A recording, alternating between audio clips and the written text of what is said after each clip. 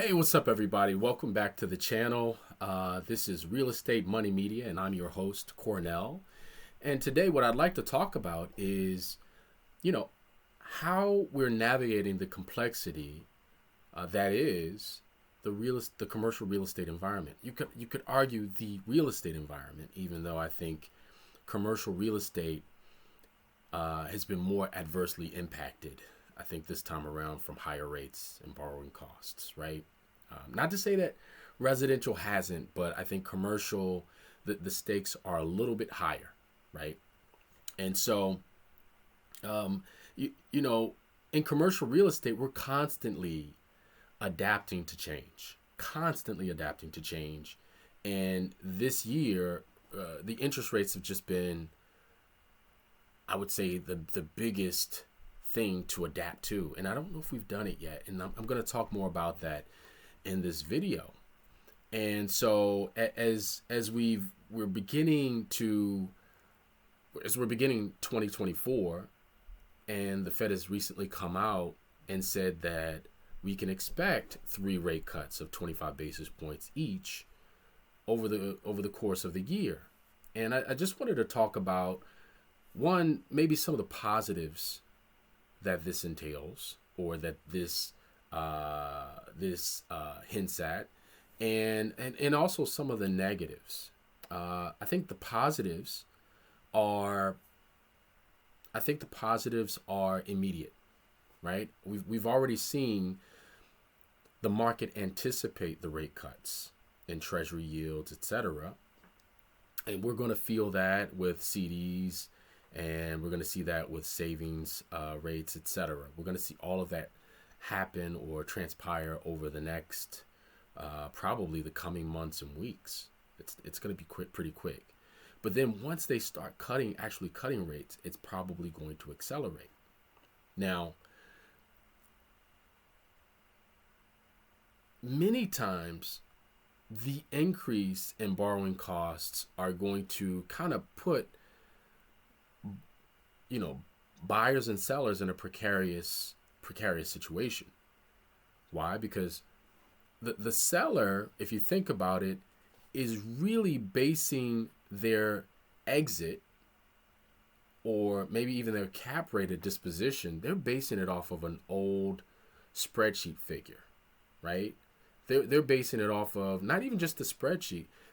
No one is completely conditioned just yet to what the interest rates mean to the prices today, right? So they're still operating from an older framework. And then you've got the buyer who is now operating from, or trying to determine, this newer framework. And I've argued with friends of mine and other colleagues that this new framework it's almost like a yield discovery period. Okay, yield discovery is why the spread between the what the buyers is what the seller is asking and what the buyer is desiring to pay is so wide, right? And the primary influence on that has been interest rates. I mean, just think about it. Most of the people who are attempting to involve themselves in commercial real estate, they're going to need some leverage. Okay, they're going to need to borrow money in order to accomplish this.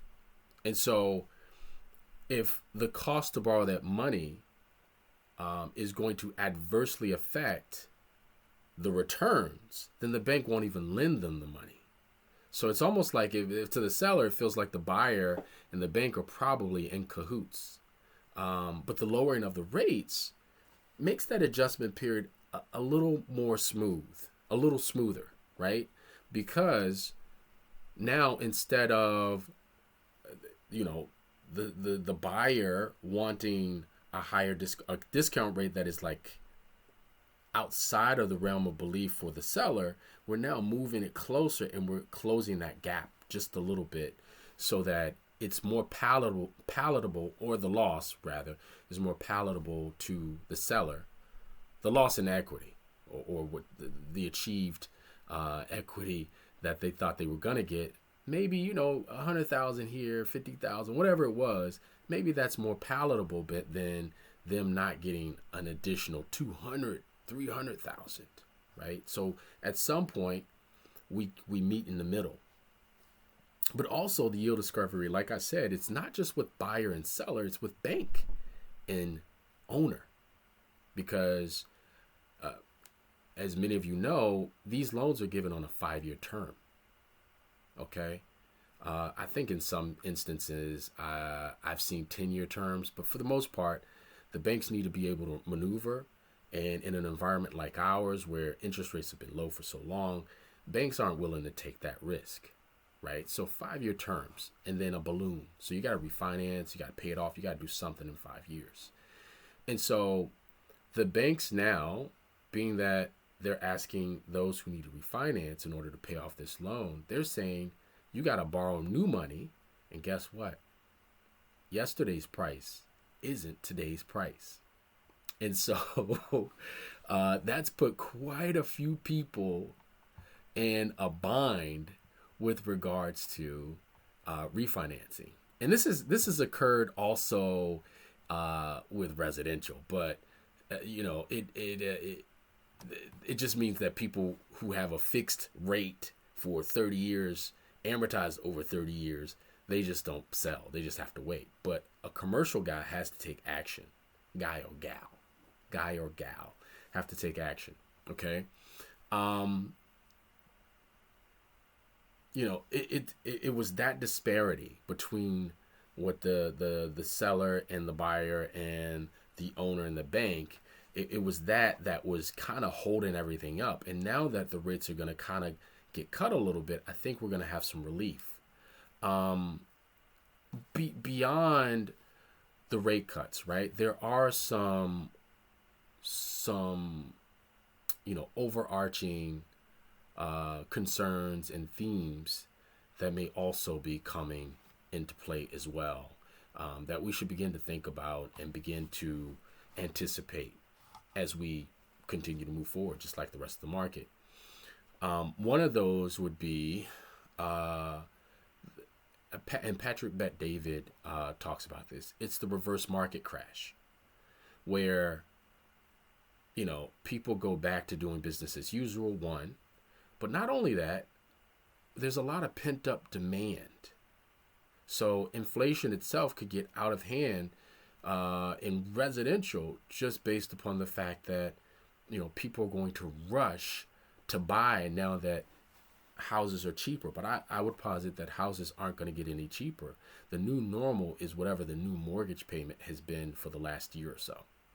And I think people are willing to pay that and have shown that they're willing to pay that. So maybe the value of the property goes up significantly just as a result of the rate cuts, and prices don't come down. And that's going to adversely affect how much people can afford, what they buy, and all of those types of things. So you're going to have to be quick. The other thing is, with office buildings and things of that nature, we're still dealing with remote work. We're still dealing with vacancy, and we're still dealing with the difficulties with adaptive reuse. And so I think these themes, even though in the short term, people may be able to refinance, we still have these other issues that we're going to be dealing with for quite some time in the foreseeable future. And I think people are going to have to make adjustments accordingly. This, in conclusion, this only boosts morale, I would say, but it doesn't necessarily solve the problem, which is what many of us are hoping for. We're hoping for, even with the rates going up and higher. So I don't think this indicates that we fixed the problem. I think some of this is political. And then Jay Powell, this is an election year. Jay Powell is probably trying to keep his job as well.